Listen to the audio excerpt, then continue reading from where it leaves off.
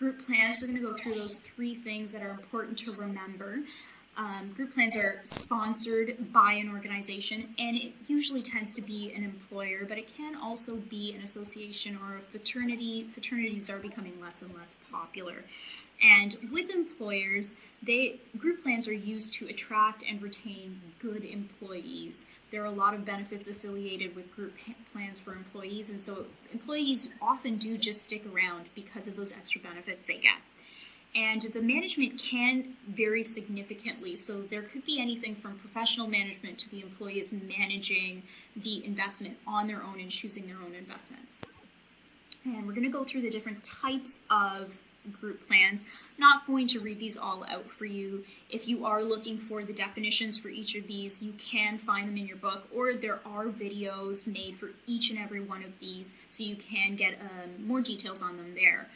The important thing to remember about these is that they may not all be available for every plan member. Sometimes they are based on seniority. Those 2 first ones are the most common plans, and those are the defined benefit and defined contribution pension plans.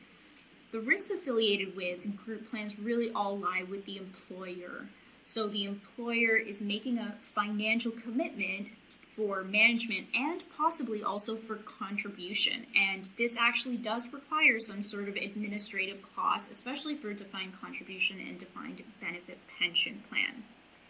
Next, we're going to go through the advantages of group benefit pension, just group plans. And there are a lot of benefits for the employer in terms of they get to tailor the plans to exactly what they're looking for, and there's a huge range of plans, but really all the benefits lie with the employee. And those benefits include a simple enrollment process. It's easy for them to be onboarded and get enrolled in the program. There is a forced savings for retirement as well, so often employees even forget that they've invested this money, and it just sort of continues to grow over time. The plan administrator is paying all the fees, and that plan administrator is, of course, the employer. And group purchasing power, which, as always, when you purchase more, you get more. It's sort of that Costco model. And so as a result, employees may have the benefit of more investment choices that they wouldn't normally have access to. And last but not least, the really biggest one is employer contribution. I don't know of a plan that an employer isn't contributing something to the plan, and usually it actually is mandatory. The disadvantages, there aren't too many, but they all lie with the employer. So the employer is responsible for any deficit when the guarantees are not met by the investments. So that means that if you are reaching retirement and if you're in one of those plans that has guarantees affiliated with it, you will get that money from your employer.